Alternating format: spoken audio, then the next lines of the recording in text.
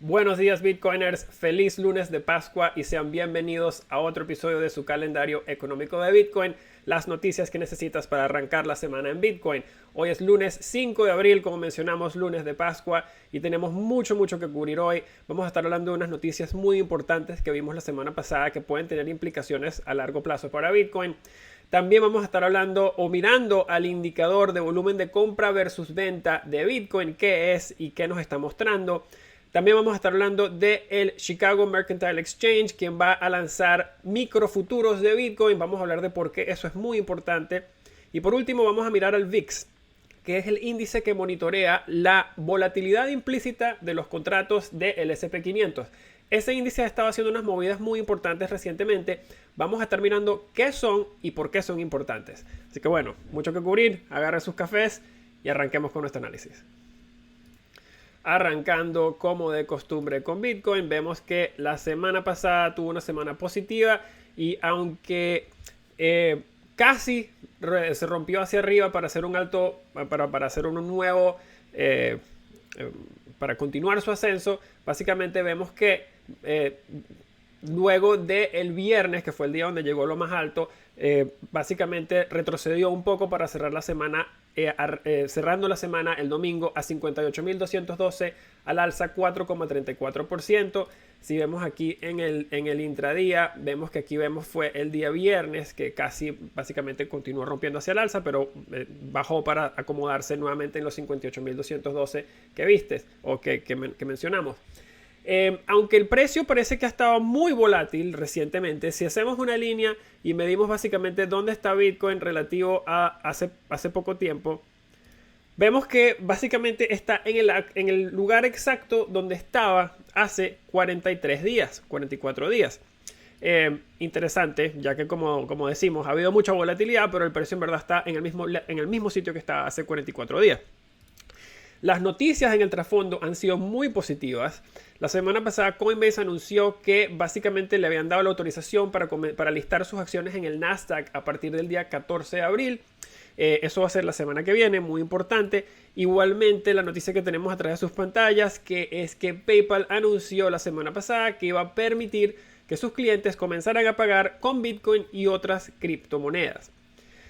Adicional a eso, el Chicago Mercantile Exchange anunció que estará lanzando microfuturos de Bitcoin. Este es el titular al que nos referimos. En mayo, el día 3 de mayo.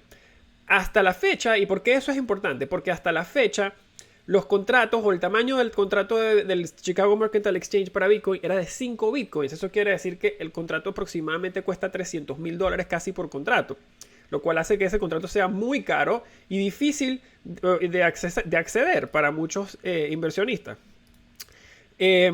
¿Por qué es importante eso? Déjame que vamos a volver a abrir aquí el gráfico con todos.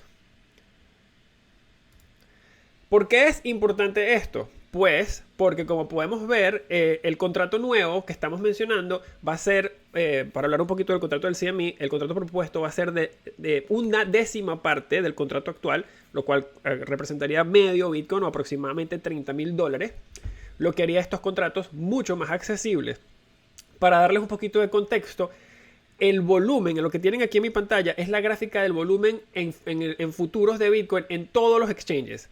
Como pueden ver, esto ha subido prácticamente de 1,5 millones al principio del año a hoy 24,000 millones aproximadamente. O sea que ha crecido prácticamente más de 10 veces a lo largo de este año. Así que vemos qué importante, qué herramienta tan importante es esta herramienta de los futuros. Así que muy buena noticia para los mercados de Bitcoin institucionales y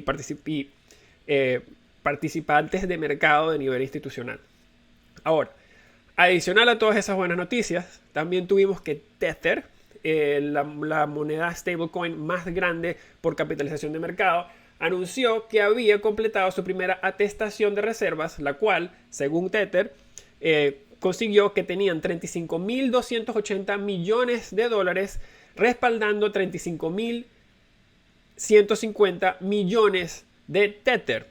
lo cual pues es una noticia positiva para el espacio porque ya muchos básicamente están al tanto de por qué Tether es tan importante, pues al tamaño de 35 mil millones de dólares, pues se ve que es una moneda que tiene muchísimas implicaciones en el mercado. Ahora, volviendo a la gráfica, en ciclos anteriores, cualquiera de estos titulares que mencionamos ahorita hubieran sido el foco de la semana. Sin embargo, ahorita están compitiendo por atención por nombres muy populares como Chipotle, Paris Hilton e incluso los Teletubbies, que estaban todos tuiteando acerca de Bitcoin la semana pasada. El hecho de que estas endorsements o estos tweets de gente famosa o de celebrities no están generando la misma emoción o el mismo buzz que generaban antes para Bitcoin, pudiese ser un síntoma de qué tanto ha penetrado ya a Bitcoin esta narrativa de la media mainstream, como dicen. Mirando al mundo de las opciones de Bitcoin, vemos que, como mencionamos la semana pasada, estos son los contratos del 30 de abril. Estamos viendo un bloque interesante de contratos abiertos aquí en los contratos de 80.000. Igualmente, esto es para los contratos de compra. Igualmente, para los contratos de venta estamos viendo dos bloques interesantes abiertos en la zona de los 50.000, igualmente en la zona de los 40.000. Así que esos tres bloques son importantes y mantenerlos monitoreados, digamos, mientras nos acercamos a esa fecha del 30 de abril. Los funding rates de los swaps perpetuos, como podemos ver acá en los exchanges donde se manejan estos swaps, como son FTX, DeFi, Binance, vemos que las tasas de fondeo de estos swaps están actualmente por debajo de sus promedios de 30 días, lo cual típicamente suele ser una señal de salud o de buena salud para Bitcoin entrando a la semana de trading.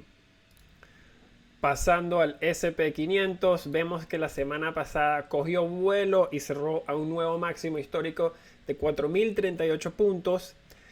Vamos a abrirlo en la semana. 4.038 puntos, arriba 1,61% por la semana, subiendo más que todos los índices de mercados capitales en Norteamérica. Vemos que el Nasdaq subió y hizo un nuevo máximo histórico la semana pasada, pero muy leve, arriba 0,09%. Igualmente vemos que el Dow Jones también tuvo un nuevo máximo histórico la semana pasada, 0,24% arriba. Y vemos que todos los tres están hacia el alza esta mañana. Vemos que también en otras partes del mercado la tasa de interés de la nota de 10 años que hemos estado siguiendo aquí bastante de cerca, vemos que la semana pasada tuvo un nuevo alto o hizo un nuevo máximo intrasemana, pero básicamente retrocedió y cerró la semana solamente arriba 1,14%. En 1,68% es la tasa de interés en la que cerró la semana pasada. Vemos que hoy, esta semana está arrancando en niveles altos también, pero ya está retrocediendo. Y vemos el hecho de que se haya mantenido básicamente en esta zona por las últimas 4 semanas. No ha seguido subiendo. En otras palabras, le ha dado un poquito de confort a los mercados capitales. Los vemos que están básicamente todos comportándose muy bien esta mañana y han tenido buenas semanas realizando nuevos máximos históricos. Mirando el dólar también, vemos que la semana pasada estuvo un poco neutro, arriba solo 30 puntos base, 0,30%. Interesantemente esta semana, y un poco consistente con lo que estamos viendo esta mañana, hubo un muy buen tweet de Thomas Lee. Él es el director de estrategia de Fundstrat. Y en una entrevista con CNBC, él básicamente mencionó que los indicadores que ellos siguen, en particular el Russell 2000, está cerca de básicamente sobrepasar niveles muy importantes, los cuales significarían para ellos la continuación de un rally. Hablando un poquito de qué es el Russell 2000, y vamos a ponerlo aquí en la tabla. El Russell 2000 es un índice que básicamente sigue empresas de baja capitalización de mercado que transan en la bolsa de valores, con la capitalización promedio de una empresa en este índice de 3.800 millones de dólares. Eso es obviamente mucho más bajo en capitalización de mercado que todas las que están en el SP500 y en el Dow Jones, incluso en el Nasdaq. Esto lo que nos muestra es qué tan amplio y ancho es este rally y que está mucho más allá o que va mucho más allá de cualquier acción que sea trendy o commodities o acciones industriales.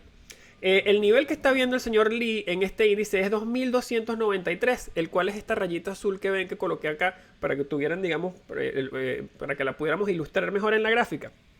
Como podemos ver, el índice está muy cerca a estos niveles y en su opinión, en la opinión del señor Lee, cualquier cierre por encima de este nivel en este índice podría confirmar lo que él describe como un rally arranca caras o derrite caras, un término un poco interesante, y lo cual conllevaría también una reducción significativa en lo que es el VIX. El VIX es este que tienen atrás de mi pantalla ahorita. El VIX es básicamente el índice que sigue la volatilidad implícita en los contratos de opciones del SP500. Como podemos ver acá, el VIX acaba de cerrar la semana pasada el gap que se abrió el 24 de febrero. ¿Qué es un gap? El gap es este espacio físico que ven acá entre el fin de una barra y otra. Cuando las barras dejan espacio abierto entre ellas mismas, la teoría, el análisis técnico indica que estos gaps tienden a cerrarse con el tiempo. Como podemos ver, este gap duró un año prácticamente cerrarse, pero al fin de cuentas se cerró y se cerró la semana pasada. Cuando el gap se cierra, ya básicamente eso lo que quiere decir es que la dirección que puede tomar es cualquiera. Puede volver a rebotar hacia arriba o puede continuar hacia la baja. Pero en teoría ese gap funciona como una especie de magneto generalmente. A veces tarda más tiempo que en otras, pero tienden a cerrarse.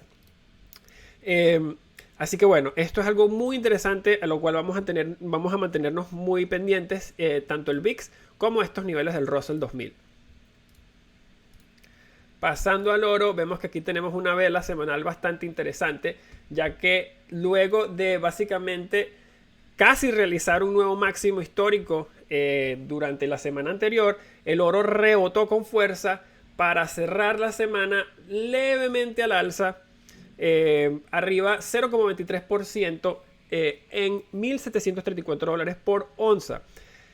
Hubo una gráfica muy interesante que fue publicada esta semana por Frank Chaparro de The Block, que estaba comparando el ingreso y egreso de capital institucional a fondos de oro versus fondos de Bitcoin.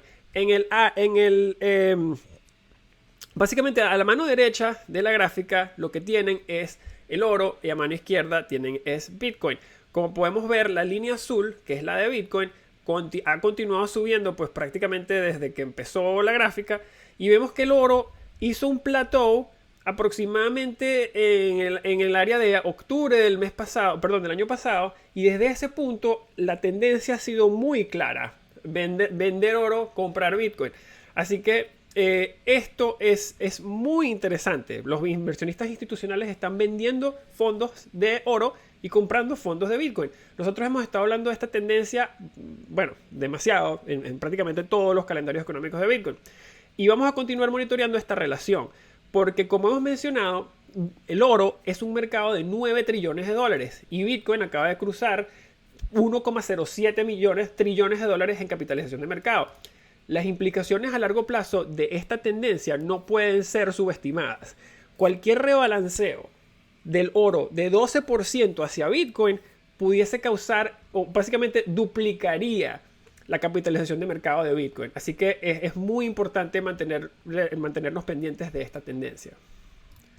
Pasando al índice FTX de DeFi, vemos que tuvo una semana muy fuerte, con su cierre semanal histórico más alto que ha tenido desde que se creó el índice, arriba 22,50%. También vemos que Ethereum tuvo una semana fantástica, subiendo 23,08% y básicamente cerrando en $2,075 sobre esa línea psicológica muy importante de los 2,000. Este es su primer cierre semanal en Ethereum en su historia sobre los $2,000. Hemos estado cubriendo acá que la ley potencial de los Estados Unidos que pudiera regular las transacciones en activos digitales afectaría a DeFi, el sector de DeFi, más que a cualquier otro sector en los criptoactivos. Sin embargo, esta acción de precios parece estar mostrándonos que los inversionistas no están muy preocupados. Vamos a estar monitoreando esta noticia o evento muy de cerca y compartiendo cualquier desarrollo importante. Otra noticia muy interesante que pasó en el mundo de DeFi esta semana fue que Tobi Lütke, el CEO de Shopify, que es una de las plataformas de compras y ventas online más grandes del mundo, le preguntó a sus seguidores, básicamente saludando a DeFi Twitter y preguntándole a sus seguidores qué rol quisieran que Shopify jugara en las oportunidades de comercio alrededor de DeFi. Esto al lado de mano de los planes de Visa para aceptar pagos en USDC para sus tarjetas, continúa creciendo esta tendencia de compañías interesantes o compañías muy importantes mirando oportunidades comerciales en DeFi. No hay que recalcarlo, pero aceptar stablecoins como métodos de pago para la tarjeta de crédito más grande del mundo y aceptar stablecoins como forma de pago para una de las plataformas de venta de internet más grandes del mundo serían bastante significativas para DeFi y pudieran verdaderamente cambiar el juego. Pasando a nuestro comentario de dificultad minera de Bitcoin, vemos que han habido grandes movidas en la zona de las dificultades desde que el último chequeo que hicimos.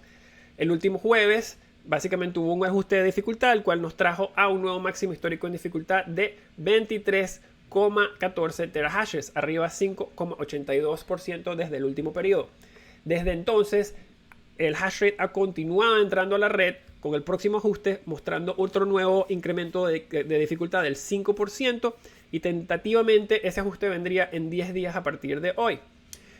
Pasando rápidamente al mempool, vemos que la tendencia continúa en el mempool hacia la baja, lo cual es muy bueno. Sin embargo, nos mantenemos todavía en niveles relativamente elevados y los tiempos de transacción y los costos de transacción probablemente van a ser similares a los que fueron estas últimas 2 semanas. Así que es importante tener eso en cuenta para que se puedan planificar de acorde. Y como siempre, cerramos con qué podemos esperar para esta semana que entra. En el mundo macro, los minutos de la última reunión del Comité de Mercado de la Fed van a ser, digamos, comunicados el día miércoles en la tarde. Durante la última reunión del Fed, de la cual van a salir estos minutos, muchos de los indicadores económicos que maneja la Fed fueron revisados o básicamente modificados hacia el alza de manera muy significativa. Esto fue hecho para reflejar las condiciones de mercado que están mejorando en los Estados Unidos. Estos minutos lo que nos dejan ver es, digamos, entender un poquito más cómo están pensando los miembros de ese comité y si hay alguna especie de, o si están todos de acuerdo, si están habiendo divergencias, digamos, entre las voces del Fed. Como una nota interesante de esta última reunión, básicamente el Producto Interno Bruto de Estados Unidos fue revisado de un estimado de crecimiento de 4,5% en diciembre a 6,5% en diciembre. Perdón, 6,5% es el actual. En diciembre era 4,2%. O sea que vemos que ha habido un incremento enorme en el pronóstico del Producto Interno Bruto de Estados Unidos. Adicional a eso, la Fed espera que la tasa de desempleo baje al 4,5% este año 2021 y regrese a los niveles de prepandemia de 3,5% para el año 2023. La Fed también dijo que espera mantener las tasas a corto plazo muy cercanas a 0% hasta el año 2023. Y otra nota importante en el mundo macro es que Jerome Powell, el chairman de la Reserva Federal, va a estar participando en un panel del IMF de este día jueves en el estado de la economía global. Importante mirar sus comentarios allá para ver si podemos tener un poco de pistas acerca de cómo puede ser la próxima movida del Fed. Cambiando un poco velocidades de regreso a Bitcoin, queríamos mostrar un poquito, bueno, un poco no, queríamos mostrarles este tweet que hubo, que fue muy interesante, de Nick Core, un trader de criptoactivos, que básicamente él hubo una señal muy interesante en un indicador de Bitcoin llamado el indicador de balances o de imbalances entre órdenes de compra y órdenes de venta. El indicador de imbalances de compra-venta básicamente lo que hace es que monitorea el volumen de compra y el volumen de venta de cada barra, bien sea diaria, por hora o por mes. El número de operaciones que fueron por venta básicamente se resta del número de operaciones que fueron por compra. Y la diferencia entre ventas y compras son estas barras que se ven por debajo de cada barrita de precio.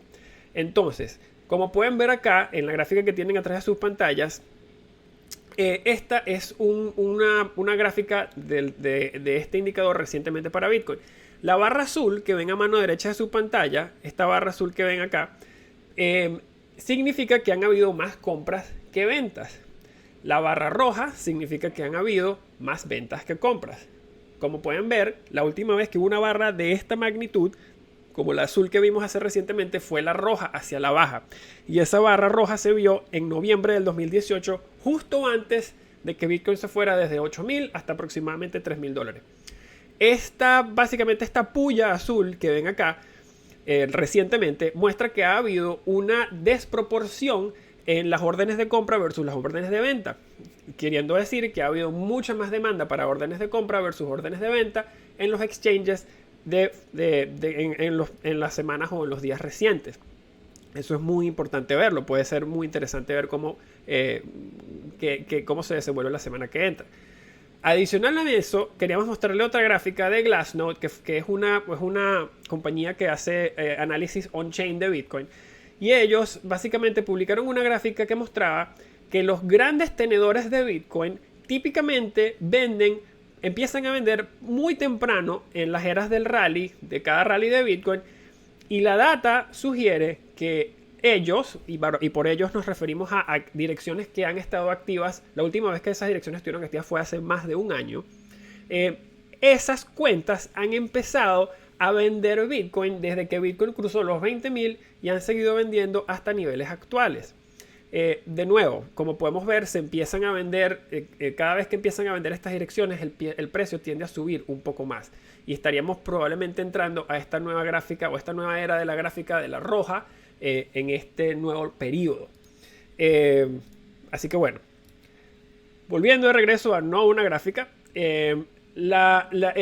digamos, la única incertidumbre o la incertidumbre primordial que todavía queda en Bitcoin es esta ley propuesta de Estados Unidos para potencialmente regular las transacciones en activos digitales.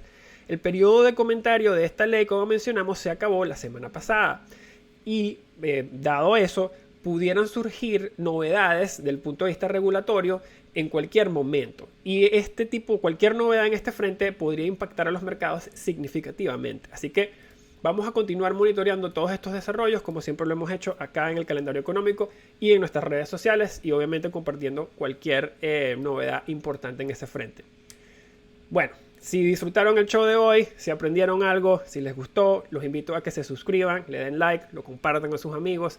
Si todavía no tienen una cuenta en Ledn, los invito a que revisen ledn.io y aprendan cómo pueden empezar a ganar 6,10% de interés en sus primeras 2 Bitcoin y 12,5% de interés en sus USDC o dólares digitales.